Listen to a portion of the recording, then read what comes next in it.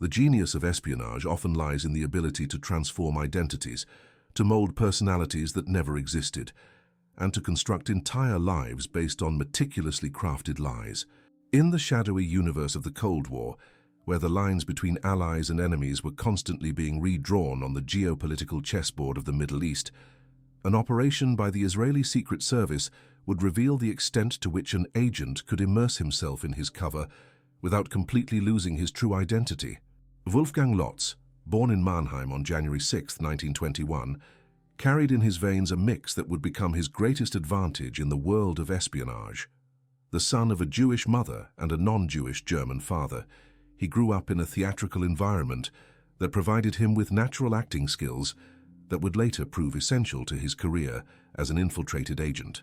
The rise of the Nazi regime in 1933 forced Lotz and his mother Helene to abandon Germany, taking refuge in British Palestine, a territory that would become the epicenter of the conflicts that would define his adult life.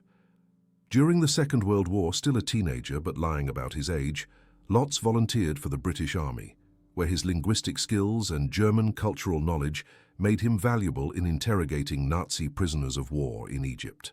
This initial experience in Egyptian territory, unbeknownst to him at the time, would serve as involuntary preparation for his future infiltration mission in the African country.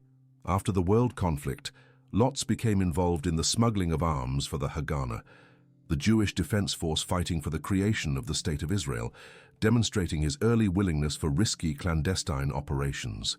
With the declaration of Israeli independence in May 1948, Lotz became a lieutenant in the newly formed Israel Defense Forces, but regular military life soon proved insufficient for his ambitions. The bureaucratic routine and predictability of traditional military service contrasted dramatically with his restless temperament and his thirst for more stimulating challenges. It was at this moment of professional transition that the Mossad, the Israeli Secret Service, identified in Lotz the ideal profile for one of the most audacious operations of the spy war in the Middle East.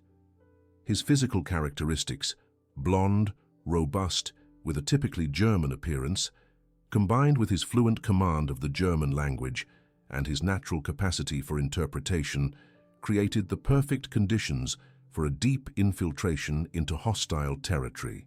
The Mossad's proposal came at a crucial time in Lotz's life, as he sought a purpose that matched his need for adrenaline and meaning.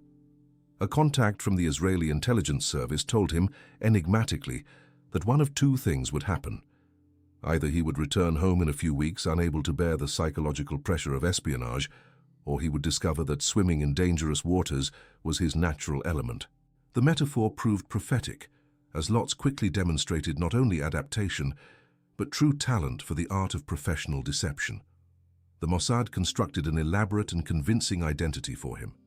A former German army officer who had served in North Africa during the war spent more than a decade in Australia building a fortune as a racehorse breeder, and, nostalgic, had returned to Germany only to discover an unrecognizable country.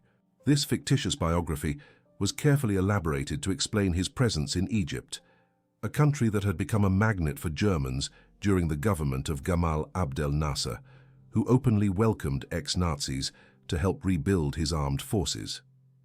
Lotz's decision to use his own real name represented a risky but viable strategy, as he possessed authentic German documents inherited from his father. His mission in Egypt had specific and urgent objectives: to collect information on Soviet armaments supplied to Nasser's regime, and, more critically, to find out details about the secret Egyptian rocket program, developed with the expertise of former German scientists who had previously worked on Hitler's V-2 missile project. The strategic importance of this information was immeasurable for Israel, which faced growing threats from its increasingly militarized and technologically advanced Arab neighbors. In December 1960, Lotz began his operational journey by driving to Genoa, Italy, where he loaded his car onto an Italian ship bound for Egypt, traveling first class as a prosperous German horse breeder.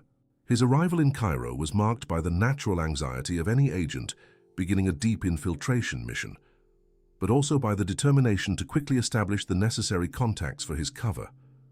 The manager of the hotel where he stayed introduced him to the Cavalry Club, an exclusive establishment frequented by Egyptian army officers, a perfect environment for Lotz's objectives.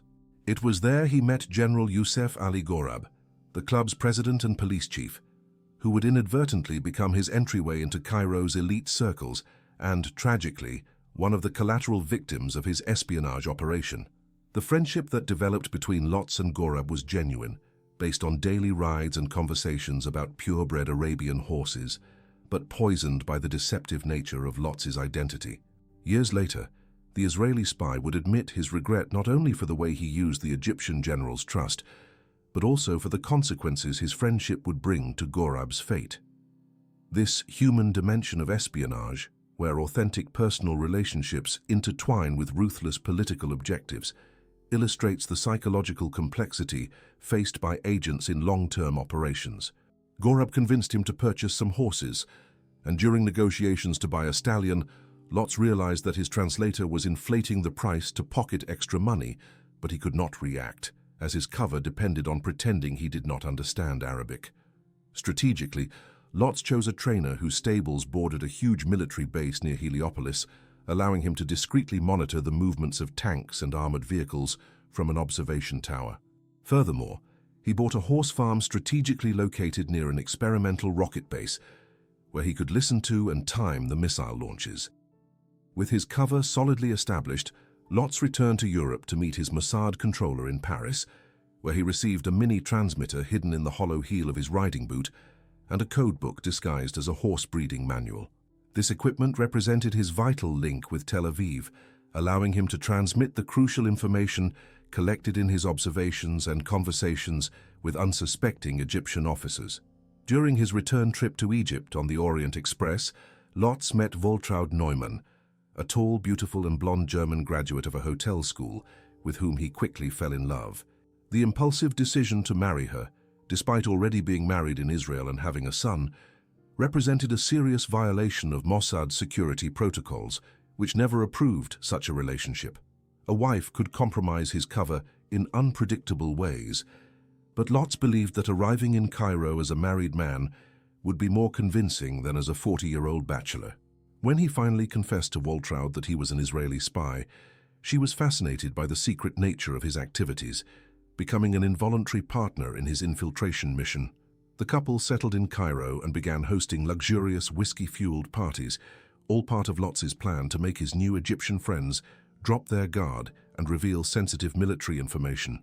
His strategy was based on the observation that Egyptians were naturally talkative, especially when well-fed and intoxicated with expensive drinks they normally couldn't afford. During these social gatherings, military officers often discussed matters related to their military duties among themselves, providing Lotz with a constant source of valuable intelligence.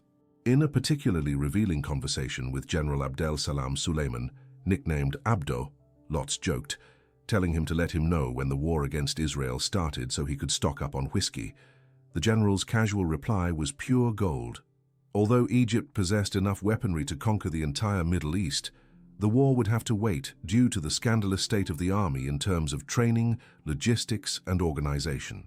Lotz also frequented social gatherings with ex-Nazis who rebuilt their careers under Nasser, plunging deeply into a morally repugnant but strategically valuable world.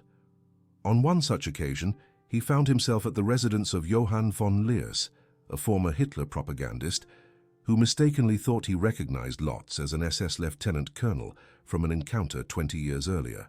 Lotz did not correct him, realizing that this supposed connection to the SS would give him even more credibility in German circles in Egypt. He even provided false documents to support this fictitious SS officer identity, noting later that Egyptian intelligence had searched these forged documents, evidence that he was being discreetly but systematically investigated.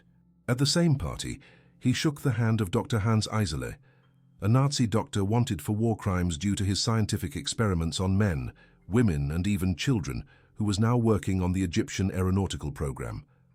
The second phase of Lotz's operation would reveal the depth of his infiltration into Egyptian power structures and the quality of the information he was able to transmit to Tel Aviv. When his wife Waltraud recognized Dr. Eisele and involuntarily showed revulsion upon greeting him, Lotz quickly warned her with a look of caution, knowing that any display of disgust could expose them both. Later, he would admit fully understanding his wife's aversion to shaking the hand of that mass murderer, confessing that the Nazi doctor also caused him revulsion. However, the need to maintain his cover required him to suppress any authentic emotional reaction, demonstrating the constant psychological tension faced by agents in deep infiltration operations. All the information collected by Lotz about the German experts working in Egypt and about the lack of Egyptian military preparation was transmitted in coded bursts to Tel Aviv via his hidden communication equipment. When the transmitter failed, Lotz simulated a riverside picnic and dumped the broken device into the Nile, demonstrating the constant need for adaptation and improvisation in espionage. The Mossad then equipped him with a much more powerful radio transmitter, cleverly hidden inside his bathroom scale, a domestic camouflage that allowed for more frequent and detailed communications with his controllers.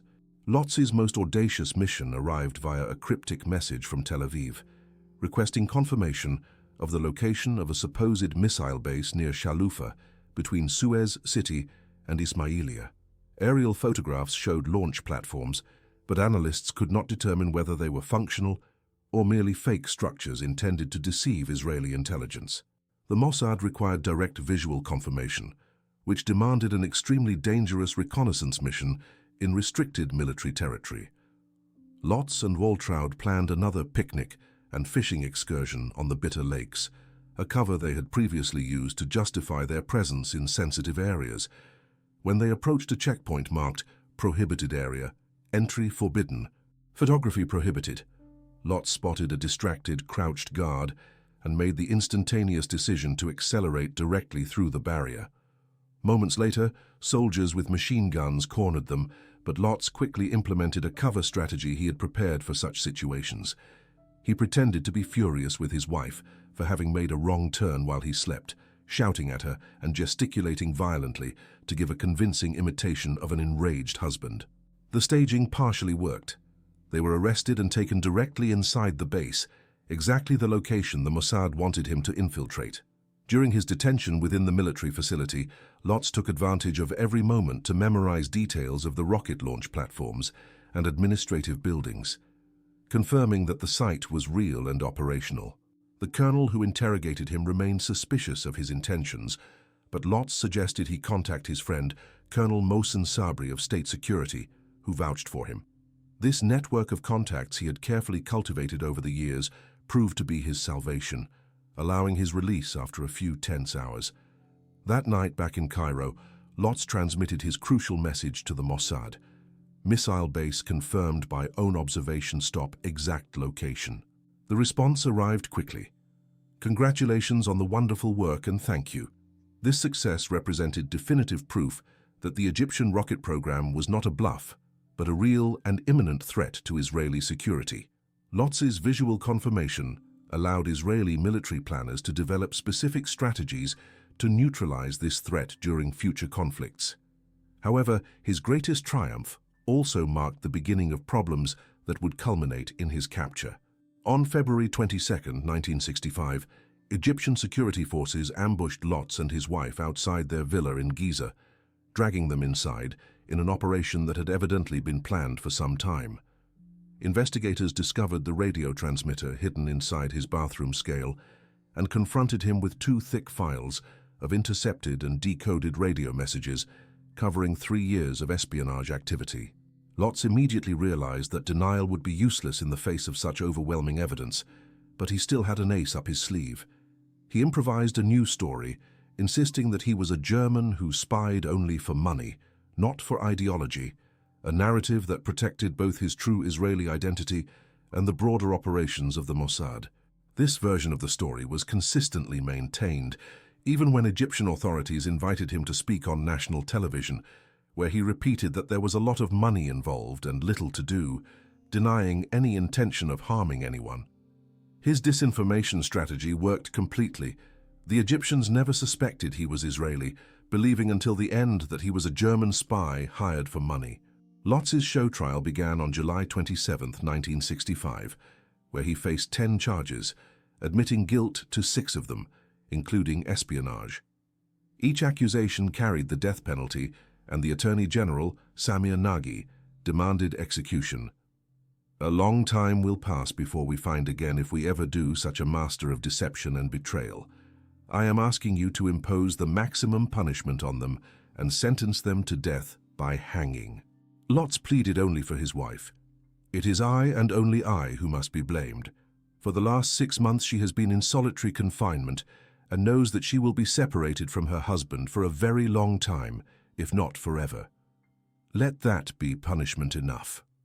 On August 21, 1965, hundreds of people packed the courtroom as Wolfgang Lotz was found guilty of espionage for Israel and sentenced to life imprisonment with forced labor, legally equivalent to 25 years. His wife was sentenced to 3 years for aiding him. Nasser allowed them to live for political reasons. As Egypt relied heavily on aid and technology from West Germany, it seemed better to imprison them than to hang them. Lotz recalled, "For me, it was a moment of intense relief." He trusted that Israel would rescue them, reassuring his wife, "The boys will find a way to get us out of here." She replied, "You have a lot of faith in them." "Yes, they will not abandon me, I am sure of it. Then I will try to be sure of it too." The third phase of Lotz's odyssey would reveal both the brutalities of the Egyptian prison system and the extraordinary solidarity among Israeli agents captured in different operations. Lotz was thrown into a tiny, windowless, lice-infested cell with bare stone floors in the notorious Tura prison, a facility known for its inhumane conditions and brutal treatment of political prisoners.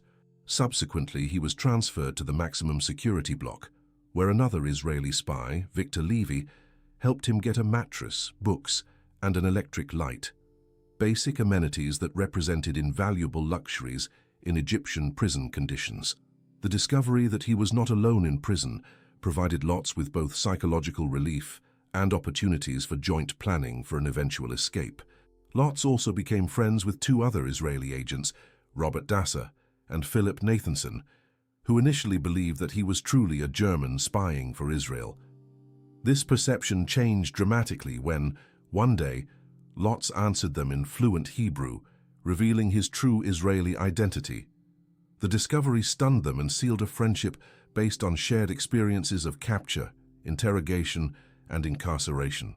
Together they dreamed of an escape through a tunnel they would dig through a tool shed in the prison yard, demonstrating that even in the most desperate circumstances, the human spirit seeks ways to regain freedom.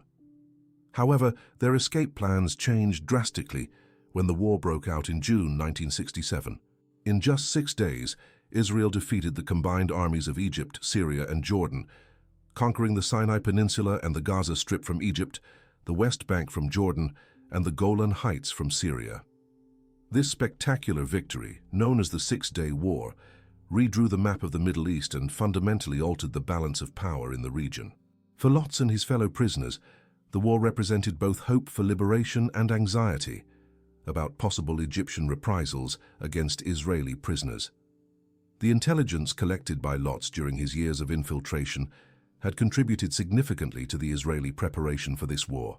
His information on the organizational weaknesses of the Egyptian army, the location of missile bases, and the Egyptian dependence on foreign expertise allowed Israeli military planners to develop specific and effective strategies.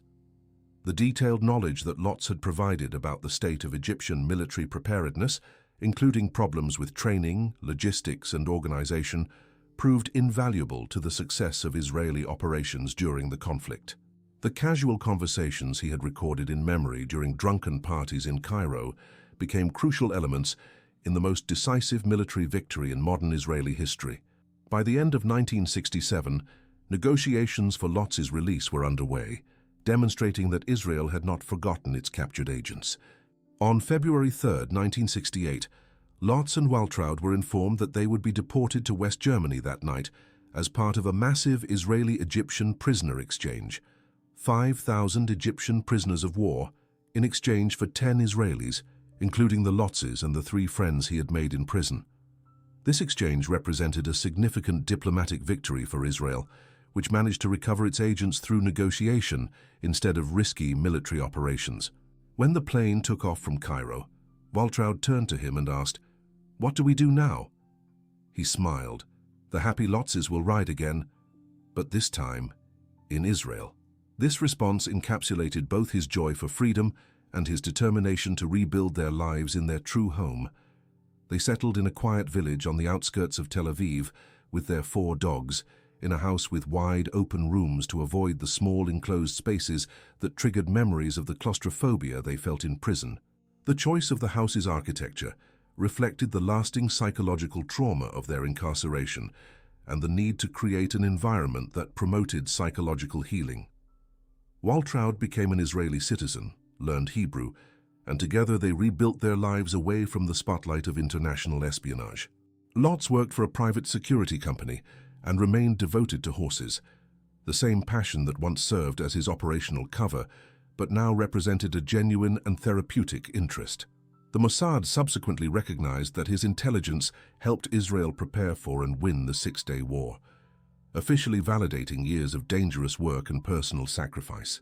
This confirmation provided Lotz with the satisfaction of knowing that his efforts and sufferings had concretely contributed to the security and survival of his country. Those who trusted Lotz paid severe prices for their innocent friendship. Youssef Gorab, the police chief with whom he rode every day, was dismissed from the police force, stripped of his rank, deprived of his pension, and imprisoned for more than a year.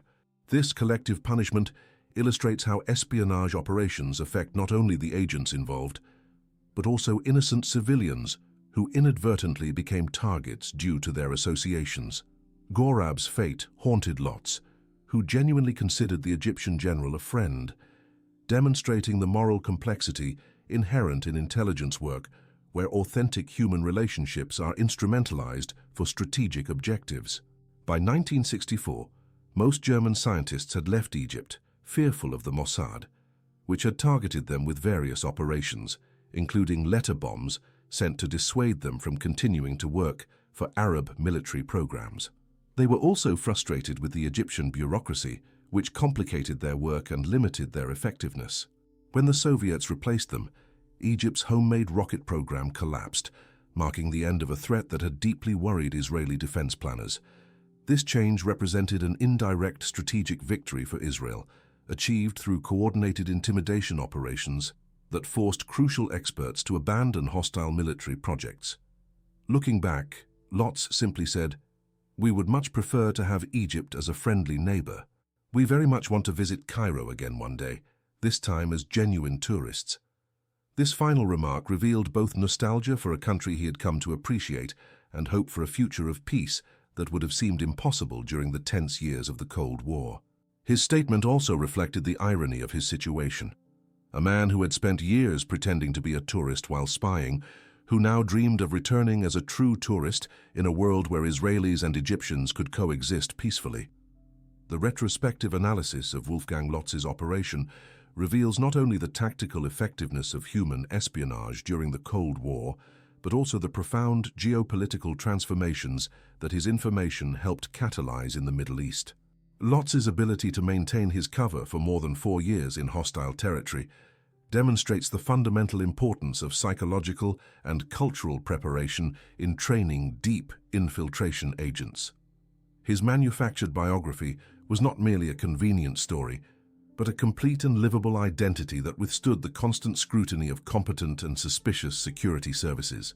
The initial success of his mission depended not only on his skill as an actor, but on his genuine capacity to temporarily become the person he pretended to be. The historical context of Lotz's operation perfectly illustrates the dynamics of the Cold War in the Middle East, where global superpowers fought proxy conflicts through regional allies.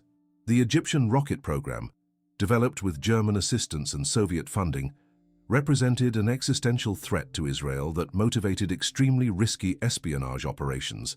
The presence of ex-Nazis in Nasser's Egypt created a bitter historical irony. Veterans of the regime that had tried to exterminate the Jewish people now worked for Arab regimes committed to destroying the Jewish state. This convergence of historical and contemporary anti-Semites provided both operational cover for Lotz and additional personal motivation for the success of his mission. The technical dimension of the espionage practiced by Lotz demonstrates the evolution of clandestine communication methods during the 60s.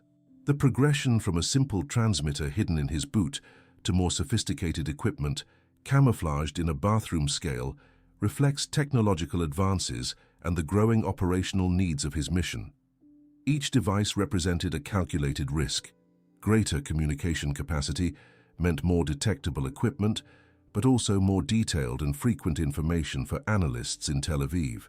The final discovery of his equipment by the Egyptians suggests that despite the sophistication of the camouflage, Egyptian counter-espionage eventually developed methods to detect illegal transmissions. The social network Lotz built in Cairo represents an exemplary case study in social engineering applied to espionage. His choice of the Cavalry Club as an entry point was not casual, but based on careful analysis of where he could find military officers in a relaxed social setting. The friendship with Gorab served as an anchor for his credibility, providing a respectable reference that validated his fictitious identity to other important contacts. The parties he hosted functioned as information-gathering operations, disguised as social entertainment, exploiting the universal human tendencies of free conversation under the influence of alcohol in a friendly environment. The quality of the intelligence collected by Lotz during his operation demonstrates how seemingly casual information can have profound strategic implications. General Suleiman's remark about the scandalous state of the Egyptian army was more valuable than many classified documents, as it revealed an honest assessment by a commander about the real capabilities of his forces. This information allowed Israeli military planners to adjust their expectations about Egyptian resistance during future conflicts, contributing to strategies that exploited organizational weaknesses identified through Lotz's social espionage. Lotz's relationship with Waltraud illustrates both the unforeseen risks and benefits of unauthorized operational decisions. Although the marriage violated basic security protocols, it provided additional credibility to his cover and emotional companionship during years of psychological isolation in enemy territory. Waltraud's transformation from an innocent wife into a conscious accomplice in espionage demonstrates how long-term operations can involuntarily involve civilians in dangerous clandestine activities. Her positive reaction to the revelation of Lotz's true identity suggests that some people are naturally drawn to the excitement and perceived purpose in international espionage. Lotz's eventual capture reveals both the inevitability of detection in long-term operations and the importance of resistance strategies under interrogation. His decision to admit guilt while maintaining a false identity represented a calculated compromise, avoiding prolonged torture while protecting more sensitive information about Mossad operations and his true nationality. The creation of an alternative narrative, the greedy German instead of the Israeli patriot, demonstrates sophisticated psychological preparation for capture scenarios. This disinformation strategy not only saved his life but also confused Egyptian intelligence about Israeli capabilities and methods. Lotz's public trial served multiple purposes for the Nasser regime: a demonstration of internal security competence, propaganda about foreign threats, and an opportunity to display calculated clemency. The decision to spare his life was purely pragmatic, based on diplomatic considerations with West Germany rather than humanitarian compassion. This political instrumentalization of prisoners illustrates how espionage intersects with international diplomacy, where human lives become negotiable elements in relationships between states. The television coverage of the trial temporarily transformed Lotz into a public figure, adding additional psychological pressure to his already precarious situation. Lotz's prison experience and the discovery of other incarcerated Israeli agents reveal the extent of Israeli espionage operations in Egypt during this period.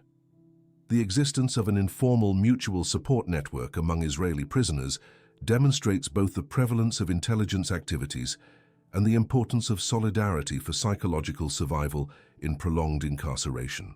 Escape plans through tunnels, although never executed, provided necessary psychological hope and a sense of agency in a situation of complete powerlessness.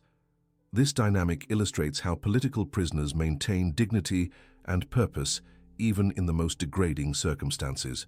The impact of the intelligence collected by Lotz on the Six-Day War represents a definitive historical validation of the effectiveness of traditional human espionage in an era of increasing reliance on reconnaissance technology. The detailed information he provided about Egyptian organizational weaknesses, military base locations, and the preparedness status of the Arab armed forces allowed Israel to develop precise strategies that maximized its tactical advantages during the conflict. His visual confirmation of the Shalufa missile base eliminated uncertainties for intelligence analysts and allowed for operational planning based on concrete data instead of speculation. This precision was crucial in a lightning war where every informational advantage translated into lives saved and military objectives conquered more quickly. The prisoner exchange that freed Lotz demonstrates the strategic importance Israel attributed to its captured agents and the sophistication of diplomatic negotiations during seemingly intractable conflicts. The ratio of 5,000 Egyptian prisoners to 10 Israelis reflected both the unique value of intelligence agents and Israel's strong negotiating position after its overwhelming military victory.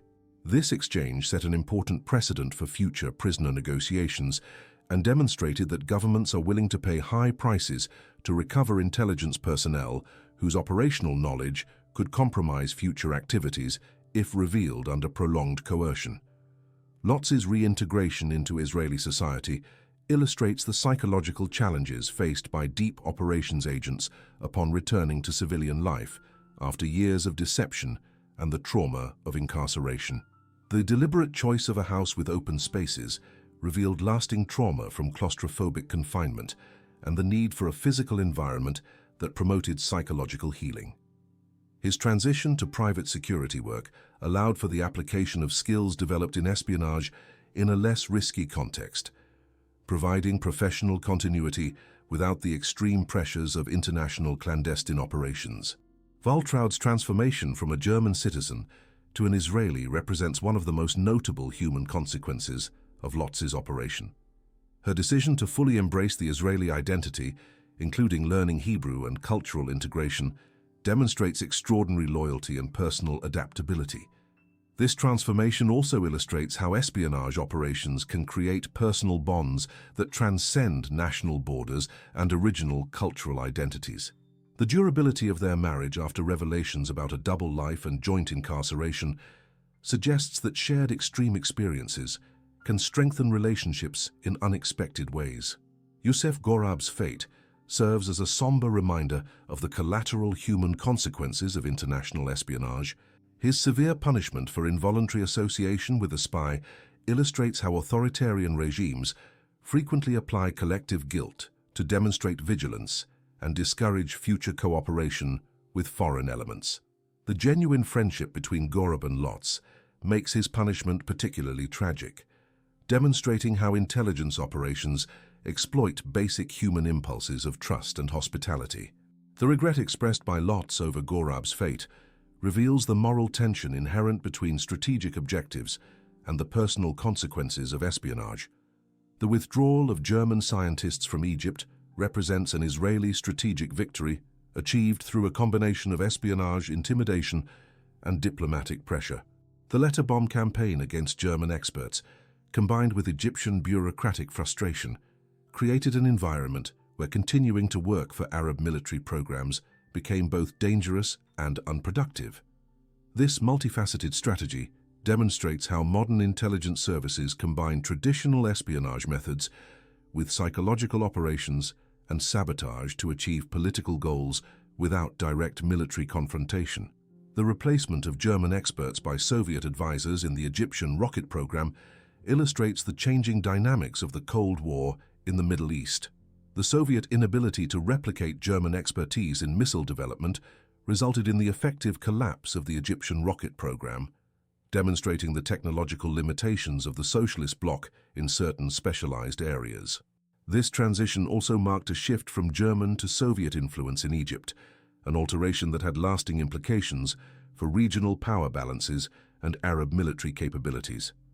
Lotz's final reflection on preferring Egypt as a friendly neighbor and his desire to return as a genuine tourist reveal the emotional complexity of someone who spent years pretending to admire a country while working toward its military defeat.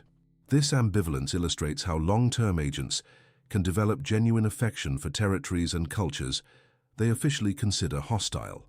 The expression of hope for future tourism also reflects optimism about eventual reconciliation between Israel and its Arab neighbors, a remarkable perspective considering the intensity of the conflicts he had personally witnessed. Wolfgang Lotz's operational legacy transcends his individual case, establishing paradigms for human espionage that influenced Mossad training and doctrine for subsequent decades. His ability to maintain a convincing fictitious identity for years while collecting exceptional quality intelligence demonstrated the continued viability of traditional espionage methods in an era of increasing technological sophistication. The lessons learned from his operation, the importance of authentic cultural cover, the value of genuine social networks, the risks of personal emotional involvement, became basic elements in the training of agents for similarly complex missions.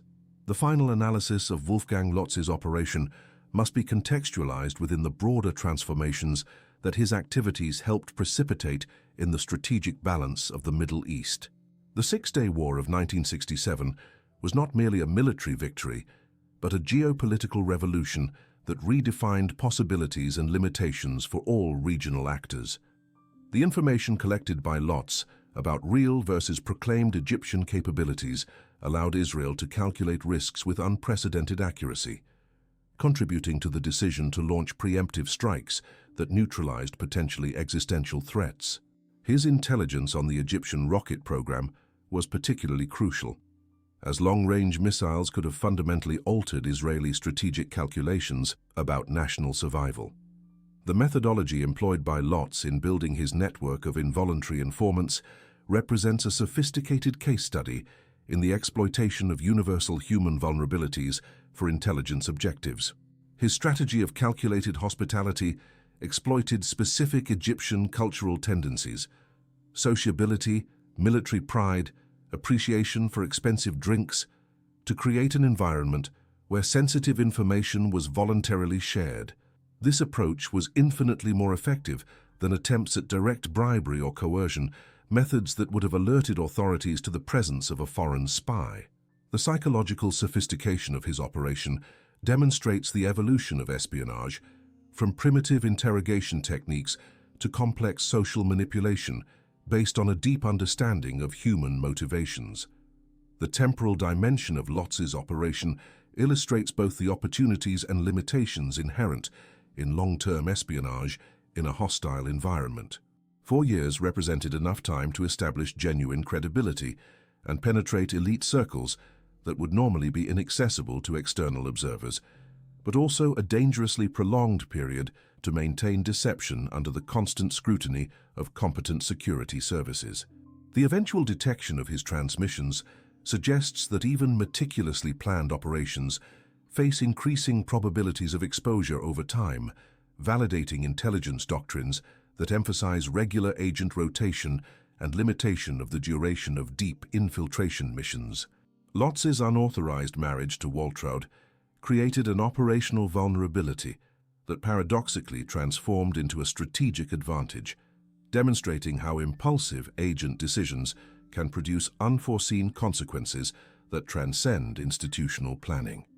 Waltraud's transformation from a potential complication to an operational partner illustrates the adaptability necessary for both individual agents and intelligence organizations when confronted with unplanned developments. Her eventual successful integration into Israeli society proves that the personal consequences of espionage operations can include lasting benefits beyond the trauma and losses typically emphasized in post-operational analyses. The severe punishment inflicted on Lotz's Egyptian contacts reveals the mechanisms through which authoritarian regimes attempt to restore credibility after the exposure of security failures.